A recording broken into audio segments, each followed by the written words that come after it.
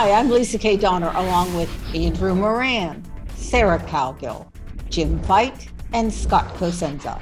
And this is The Conservative Five, a product of Liberty Nation, where truth is making a comeback.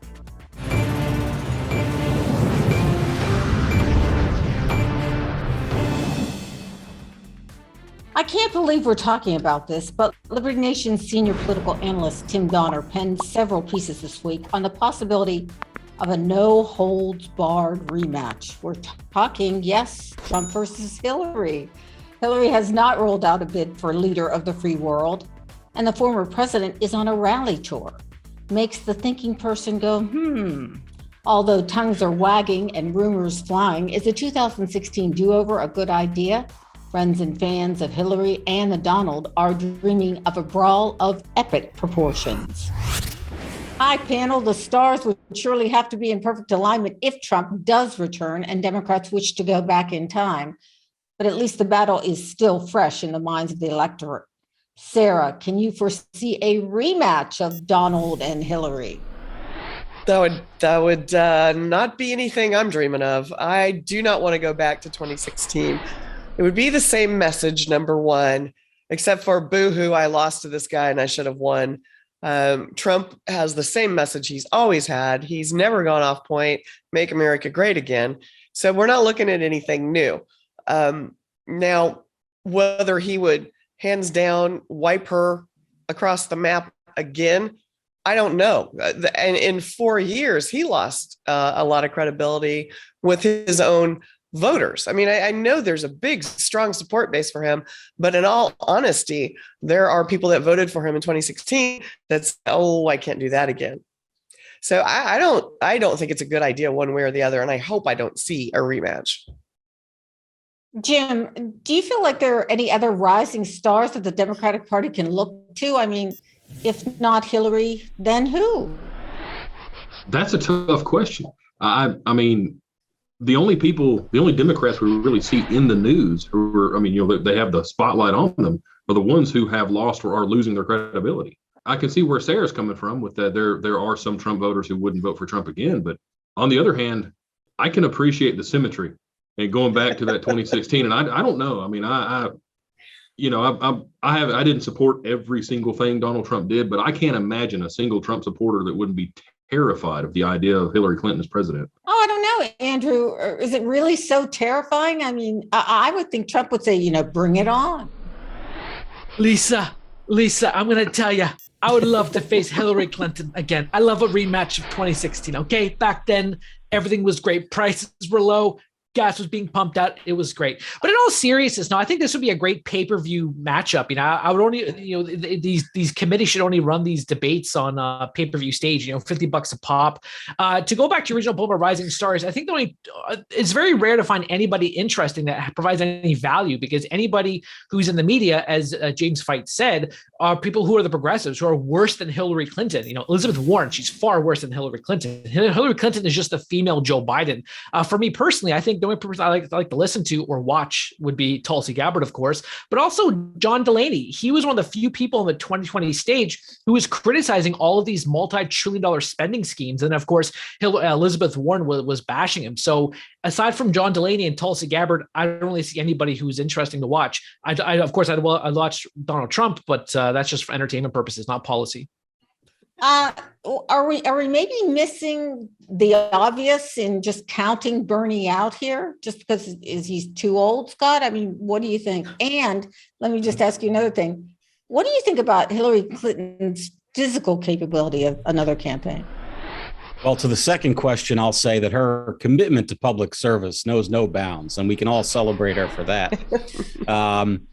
Yeah, well, there was those questions when she first ran about the doctor, like Dr. Feelgood, who accompanied her on stage on a daily basis. That's to say nothing of the problems that she's going to have explaining all those Saudi donations to the Clinton Center that might actually be required to answer if she runs. But I don't think that there's an issue with Bernie, because the American public has no appetite for a Bernie Sanders presidency. They've never exhibited any. He didn't get enough traction to really, I think, matter. And that's a dead letter. What surprises me is that both parties seem dead set on nominating somebody perhaps who almost half of America detests. One half on the other side and the other half on the other. I mean, could they pick somebody who maybe, some folks on the other side can at least tolerate for 10 seconds? Need a fence straddler. Yeah, Sarah, I'm wondering if we're ignoring the elephant in the room. During his press conference, Biden was asked, when you run again, will you run again? And will it be with Kamala Harris? And he was like, yes and yes. He sounded awfully certain. People are whispering in his ear, and he can't say no, because that brings up every question on the planet of, is it health? Is it because he's got 33% approval rating right now? In one short year, he's buried himself as close to, Harry S. Truman as anybody could. So you're dealing with people that have got to get somebody who can pull some votes. Now, this is the other side of the who can run against Donald Trump. Donald Trump people who voted for Joe Biden are now going, oh, I shouldn't have done that. I should have stayed with Trump. So you don't know. I mean, if you switch things up, I think Biden would be the more logical choice to just beat him into the ground, because he has a track record of absolute failure. She doesn't really. And that could be a position that they take where they can say, well, she's never made fun of handicapped people or grabbed other women by the hoo-ha, but it doesn't matter. What matters is what perception is out there. That's reality in politics. And the perception is Biden's a failure. I wouldn't touch it with a 10-foot pole. He would be the best person to run against. Andrew? Perhaps Scott can allude to this, but Hillary Clinton could also say to Trump, hey, you promised to lock me up. I'm not in jail. I'm running for president. So, that's one failure in your part. So maybe Scott can talk about that. Might not be the best way to go. Thanks, Scott. I am rendered speechless by that comment, Andrew. It's certainly not for the lack of desire, I'm sure, on Trump's part. Well, let's wind this up with, what about the optics of a Hillary Clinton, Donald Trump? And are we feeling a teensy bit sorry for the young people? I mean, it's like the battle of the geriatrics. Well, I don't feel sorry for them in any way, shape, or form. Get off your butt and stop voting from the basement and stop worrying about somebody paying your paycheck. Go get a job. I'm not worried about the young people that are not staying up. They're just listening to rhetoric. If they don't do their own, competitive thinking here, then I don't feel bad for them. They get what they get.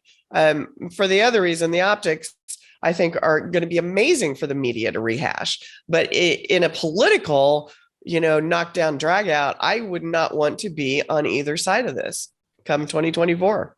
Well, I'm not sure if I welcome this possible battle or if I want to see the nation calm down a bit and vote for the most logical, get the job done president. Thanks, panel, and thanks to our viewers for tuning in. We'll be sure to let you know if the rematch is a go.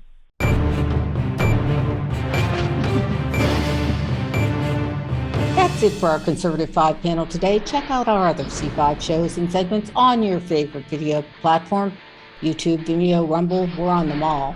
As well, Liberty Nation has its own Roku channel where you can see all of our TV productions. Thanks so much for tuning in. And remember, surf on over to libertynation.com. Sign up for our new member zone, just $17.76 for the year. Thanks to our fantastic editor and post coordinator, Frank Diorio, and our executive producer, Sarah Calgill.